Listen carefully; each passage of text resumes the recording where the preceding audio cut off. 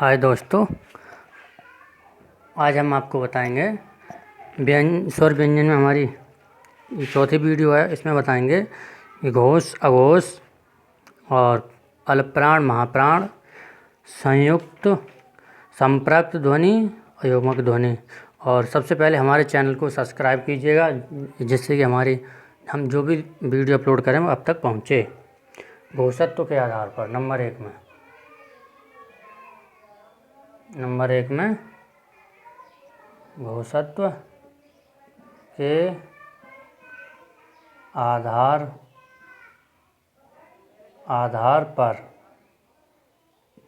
आधार पर यानी कि घोष का अर्थ होता है घोष का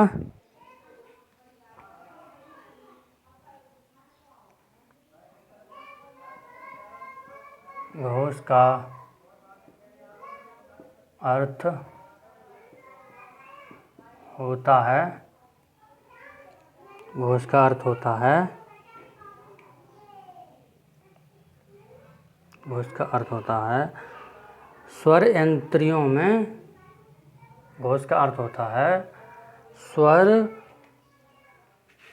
स्वर यंत्र। घोष का अर्थ क्या होता है? स्वर यंत्र, स्वर यंत्रियों में ध्वनि का स्वर यंत्रियों में ध्वनि का कंपन होना। घोषत्व के आधार पर घोष का अर्थ होता है स्वर यंत्रियों में ध्वनि का कंपन होना। ये घोषत्व के आधार पर दो प्रकार के होते हैं, यानी कि दो प्रकार के। नंबर एक में अघोष, नंबर दो में घोष। नंबर एक में अघोष। और सबसे पहले इसमें बताते हैं हम अघोष में। नंबर एक अघोष।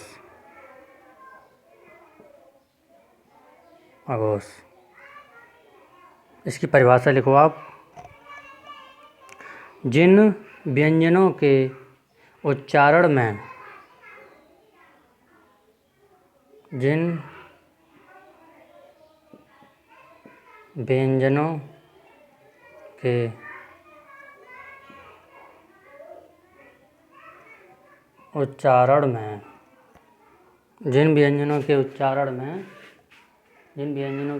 में कंपन ना हो। क्या ना हो? कंपन ना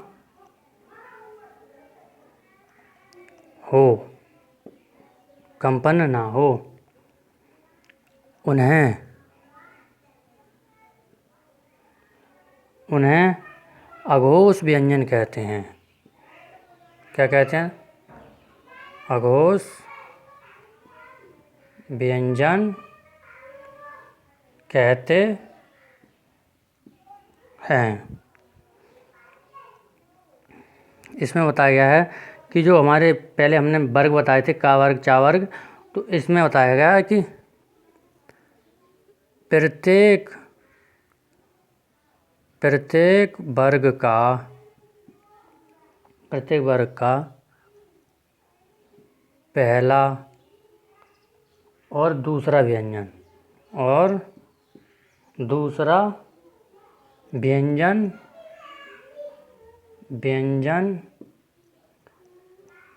वर्ड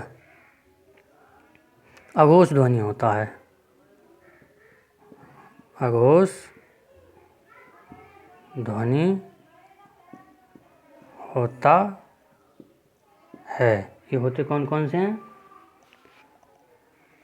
जैसे का वर्ग में 5 बताए थे, जैसे इसमें हम बताते हैं। देखो ये होता है, बताया था का, खा, गा, घा, अड़ा। ये 5 हैं। 1 2 3 4 और ये 5 हैं। तो इसमें कौन कौन सा बताया गया है कि जिन व्यंजनों के उच्चारण में कंपन ना हो उन्हें अघोष व्यंजन कहते हैं। प्रत्येक वर्ग का पहला पहला पहला व्यंजन पहला, और यहाँ गलती हो गई सॉरी, दूसरा दूसरा व्यंजन वर्ण अघोष ध्वनि उत्पन्न करता है। तो एक ये और एक ये, इस तरीक़े से आप लिखोगे तो इसमें अघोष में आप 12 याद कर लीजिए। कितने? 12। 12 ये नहीं, ये इसकी एक ट्रिक यानी कि बता रहा हूँ कि इन नंबरों को याद कर लिए 12। तो 12 नंबर 1 और 2 पहले और दूसरा हमारा अघोष ध्वनि होगा प्रत्येक वर्ग का। तो कौन कौन सा वर्ग है हम आपको अभी बता रहे हैं, इसको हम रफ करते हैं। इसको रफ करते हैं। इसमें है देखो, का, खा, चा, छा, टा, टा के बाद ठा, ठा, फिर है ता और था, पा, फा। ये तो अघोष हो गए। पहला देखो, पहले वर्ग के जो वर्ग थे उनके पहले 2 अक्षर आ रहे हैं, 12 मतलब 1 और 2 आ रहे हैं, ऐसे आप याद करिएगा। और इनके अतिरिक्त और भी अघोष ध्वनि होती हैं। भी कौन सी होती हैं? इसके अतिरिक्त होती हैं एक ये वाला सा और ये सा, ये तीनों सा अघोष ध्वनियाँ कहलाती हैं। अघोष ध्वनि हैं। इन 3 और सा हैं इसमें अघोष ध्वनि में। अघोष ध्वनि में हो गए। अब इसके बाद हम आपको बताएंगे, अघोष बता दिया था नंबर 1 में। अब नंबर 2 में घोष बताएंगे। नंबर 2 में घोष।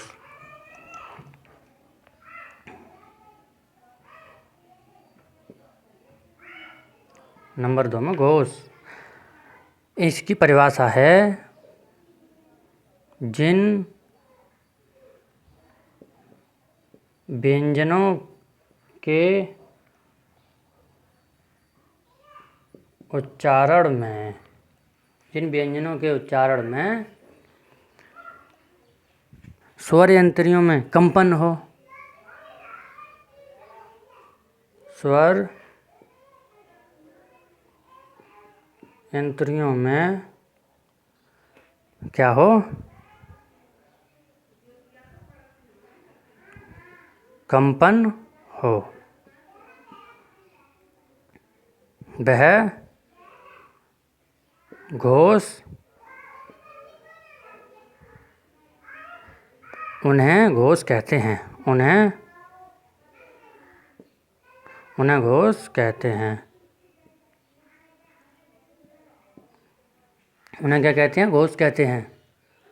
अब इसमें बताया गया है कि प्रत्येक वर्ग का तीसरा, चौथा, 5वां व्यंजन वर्ण घोष ध्वनि होता है। प्रत्येक वर्ग का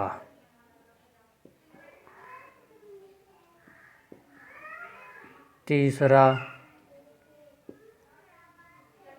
चौथा और 5वां व्यंजन वर्ण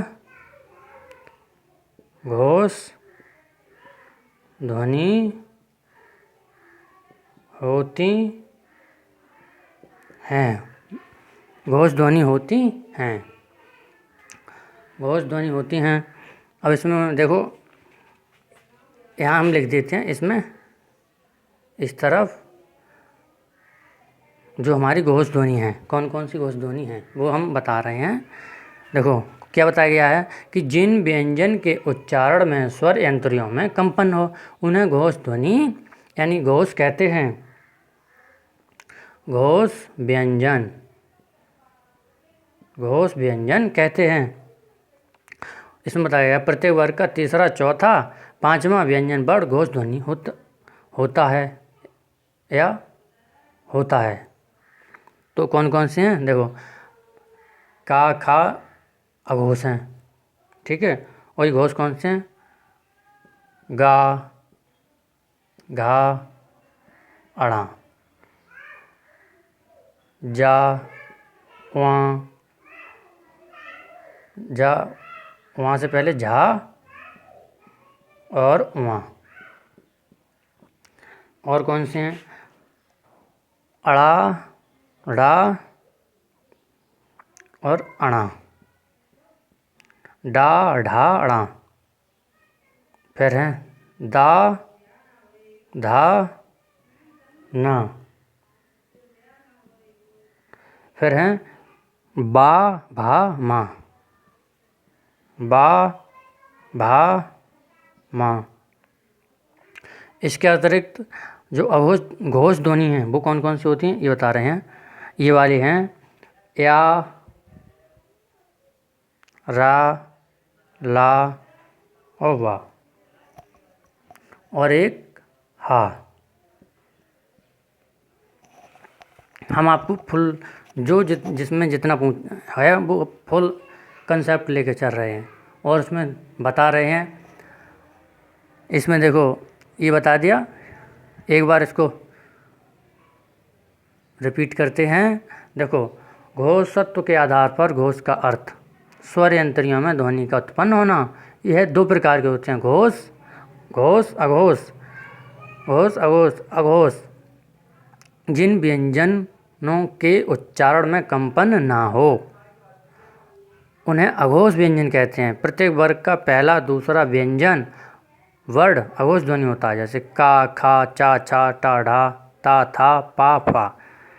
और इसके अतिरिक्त सा, ये भी अघोष ध्वनि होती हैं। नंबर 2 में घोष, जिन व्यंजनों के उच्चारण में स्वर यंत्रियों में कंपन हो, उसमें बताया गया है अघोष में कंपन ना हो, इसमें कंपन हो, उन्हें घोष व्यंजन कहते हैं। प्रत्येक वर्ग का उसमें था पहला दूसरा, फिर इसमें कर दो तीसरा चौथा पाँचवा। तो इसमें आप कितने याद करेंगे, 3 4 5, 3 4 5 याद करोगे। फिर ये वाले अघोष ध्वनियाँ हैं, गा, घा, ड़ा, चा, जा, वहाँ। इस प्रकार से ये लिखी हुई हैं, आप इनको नोट करिएगा। इसके बाद हम बताते हैं प्राणत्व के आधार पर, इनको हम रफ करते हैं। और हमारे चैनल को सब्सक्राइब करें, लाइक करें, शेयर करना ना भूलें प्यारे दोस्तों। अपने मित्रों को भी शेयर करें ताकि वो भी किसी कंपटीशन की तैयारी कर रहे हो तो उनका भी भला हो।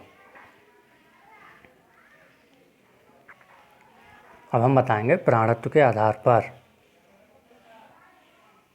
किसके आधार पर, प्राणत्व के आधार पर, प्राणत्व के आधार पर, प्राणत्व के आधार पर,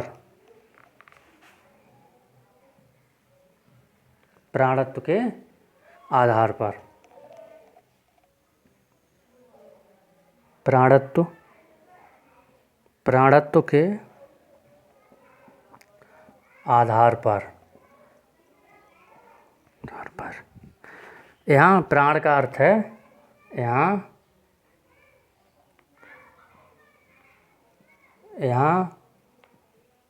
प्राण का अर्थ है हवा, हवा से है। यहाँ प्राण का अर्थ हवा से है।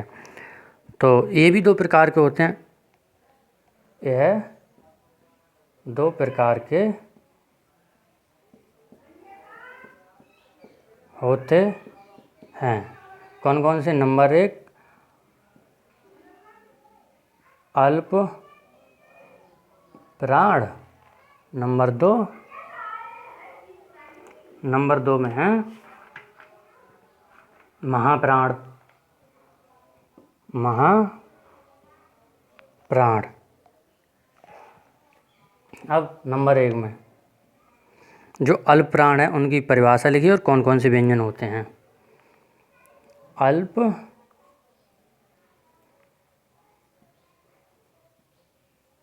प्राण, इनकी परिभाषा है जिन व्यंजन के उच्चारण के समय जिन व्यंजन के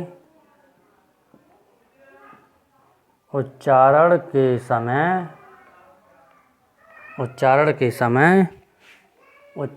समय मुख से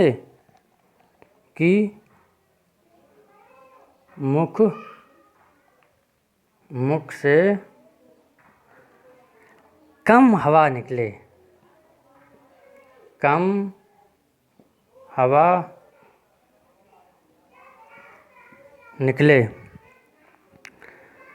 अल्पप्राण व्यंजन कहते हैं। उन्हें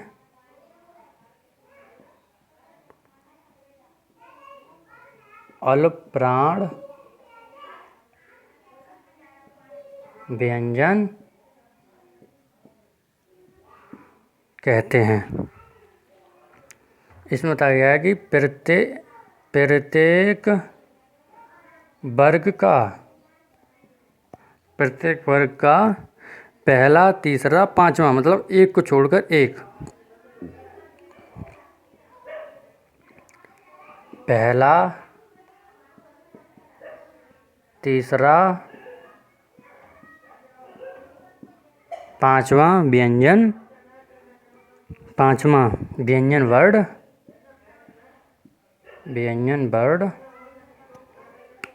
अल्पप्राण ध्वनि होता है। अल्पप्राण ध्वनि होता है। कौन सा होता है? अल्पप्राण ध्वनि।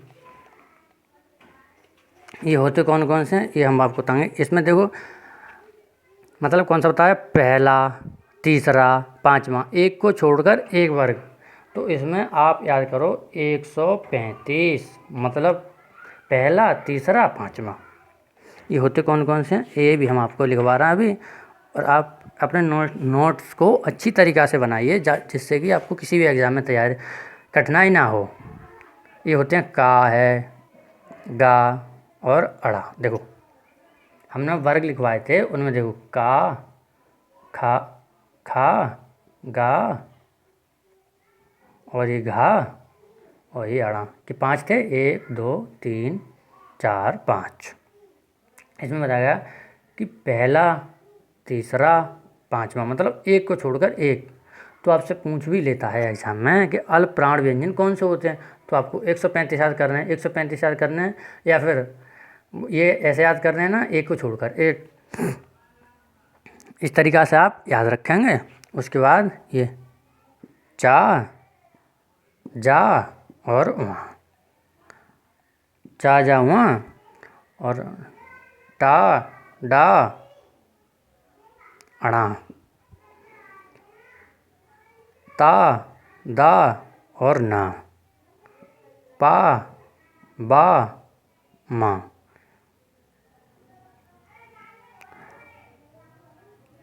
इसके अतिरिक्त और भी जो हैं वो अक्षर हैं वो भी अल्पप्राण होते हैं। वो कौन कौन से हैं? या, रा, ला, वा भी सम्मिलित हैं इसमें। ये अल्पप्राण की हमने लिखवाई थी परिभाषा, अल्पप्राण की परिभाषा लिखवाई और उसके व्यंजन वर्ड लिखवाए। इसके बाद है महाप्राण नंबर 2 में। नंबर 2 में क्या लिखेंगे? नंबर 2 में महाप्राण।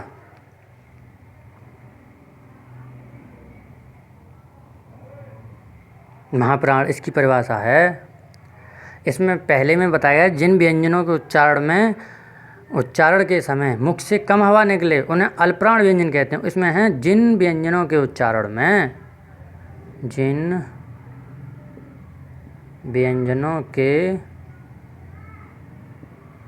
उच्चारण के समय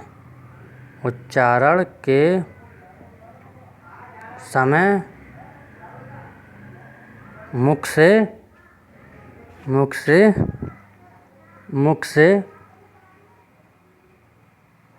से अधिक हवा निकले उन्हें महाप्राण कहते हैं। महाप्राण व्यंजन कहते हैं। इसमें बताया गया है कि जो वर्ग हैं, प्रत्येक वर्ग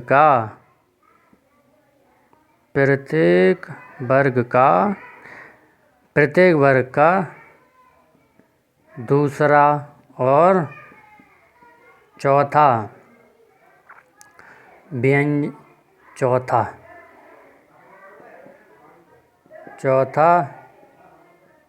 व्यंजन वर्ण महाप्राण ध्वनि होता है। व्यंजन वर्ण महाप्राण ध्वनि होता है। ये होते कौन कौन से हैं इसमें? अब देखो, इसमें बताया गया था कि 1 2 3 4, एक को छोड़कर एक, तो इसमें भी आप एक को छोड़कर एक है। इसमें बताया गया है दूसरा और चौथा, यानी कि इसमें 135 थे, वो 135 ठीक है, और इसमें 200, वो इसमें 24 कर लो। ये ध्वनि होती कौन कौन सी हैं? तो हम अभी लिखवा रहे हैं। खा, घा, छा, जा, झा, ठा, डा, दा, धा, फा और भा इसके ये बताए गए हैं। और इसके अतिरिक्त होते हैं, इसके अतिरिक्त ये जो महाप्राण ध्वनि होती हैं, मतलब महाप्राण व्यंजन होते हैं, उन्हें कौन कौन से होते हैं? इसके बाद हम इसको यहाँ पे लिख देते हैं। जो इस महाप्राण में और रह गए थोड़े से, उसमें तीनों सा, यानी कि ये वाले सा और हा भी महाप्राण ध्वनि में सम्मिलित है। यहाँ तक आपको ये समझ में आ गए होंगे। और अब 3 और रह गए हैं। उच्चारण की दृष्टि ध्वनि व्यंजनों को 3 वर्गों में बांटा गया है। ये और रह गए, इसको और हम लिखते हैं। ये यहाँ तक अपने बात, अब आपके बात समझ में आई हो तो बहुत बढ़िया। इसको हम अब रफ करते हैं, और जो हम बता रहे हैं वो आप अच्छे से नोट्स बनाइए। अब क्या रह गए? 3 और रह गए, उनको भी हम आप लिख देते हैं। और फिर एक वीडियो और आपके लिए अपलोड की जाएगी, जिसमें कि व्यंजन अक्षर से संबंधित शायद प्रश्न कोई ना छूटे। और यहाँ तक आप अपने अच्छे से नोट्स बनाओ, जो कि किसी एग्ज़ाम में आपको दिक्कत ना आए। हम लिखवाते हैं उच्चारण की दृष्टि से। उच्चारण की दृष्टि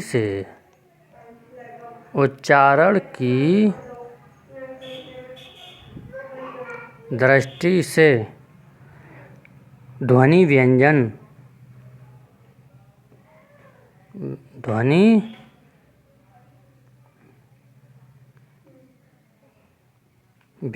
को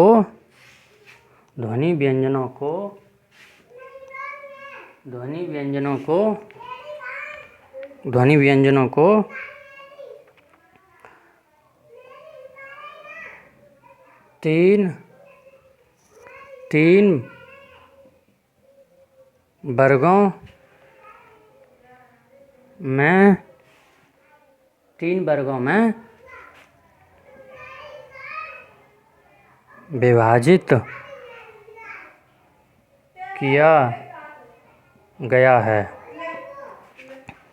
यानी कि उच्चारण की दृष्टि से ध्वनि व्यंजनों को 3 वर्गों में विभाजित किया गया है। कौन कौन से हैं?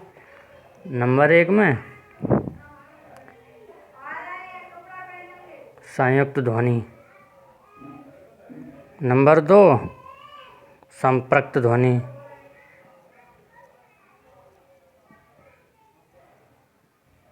और नंबर 3 युग्मक ध्वनि। युग्मक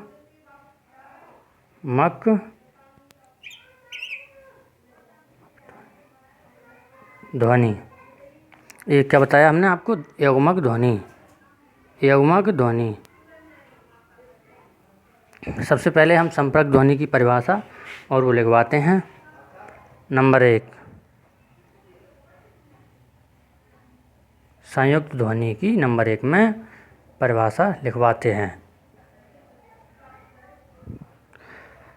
दो या दो, इनकी परिभाषा है 2 या 2 से अधिक व्यंजन ध्वनियाँ, व्यंजन ध्वनियाँ परस्पर संयुक्त होकर संयुक्त ध्वनि कहलाती हैं। परस्पर संयुक्त होकर संयुक्त ध्वनि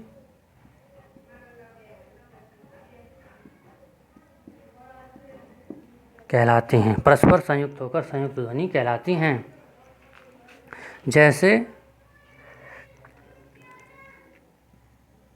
जैसे प्राण, घ्राण, क्लांत,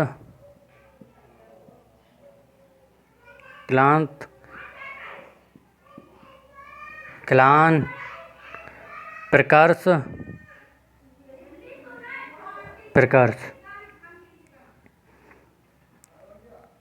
इत्यादि होते हैं। ये इस प्रकार की, जैसे प्राण है, घ्राण है, आधा अक्षर आपको उसमें, मतलब आधा अक्षर या आधा रा जैसे इसमें टंगा हुआ है, ये मिलेंगे।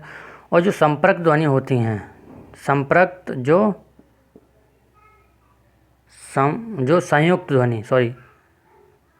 संयुक्त ध्वनि होती हैं, वे अधिकतर तत्सम शब्दों में पाई जाती हैं। किन शब्दों में? अधिकतर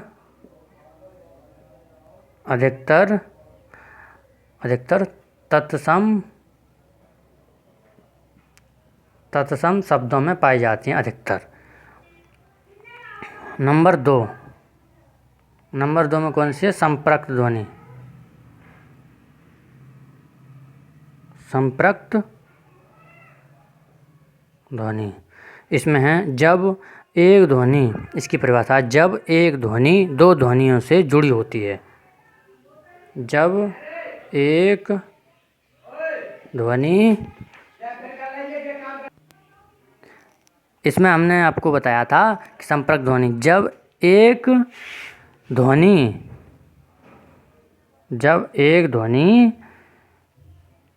दो ध्वनियों से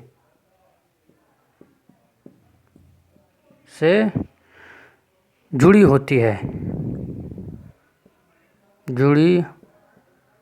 होती है, तब वह संपर्क ध्वनि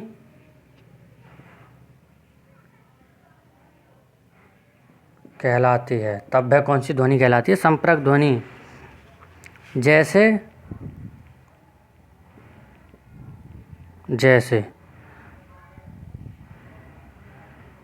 कंबल, यहाँ, जैसे कंबल में यहाँ का और बा ध्वनि, जो का और वा हैं, वे ध्वनि हैं, जो ध्वनि हैं वे माँ ध्वनि से जुड़ी हैं।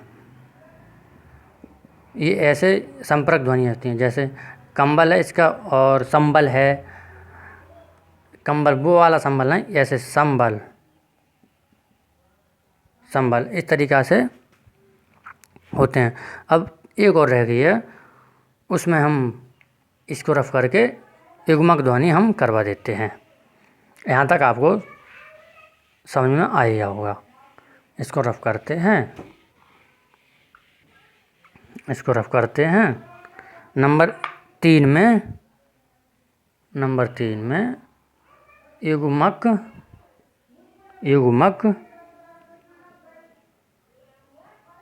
ध्वनि, जब एक ही ध्वनि द्वित्व हो जाए, इसकी परिभाषा है जब एक ही ध्वनि द्वित्व हो जाए, जब एक ही ध्वनि क्या हो जाए, द्वित्व,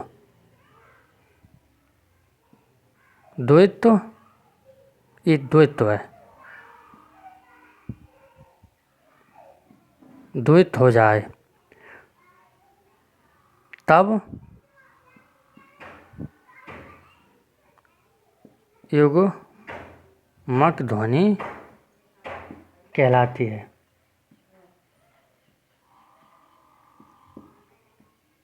क्या कहलाती है? युग्मक ध्वनि कहलाती है। जैसे अक्षुण,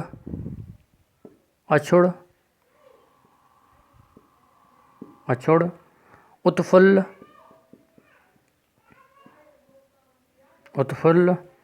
दिक्कत, प्रसन्नता,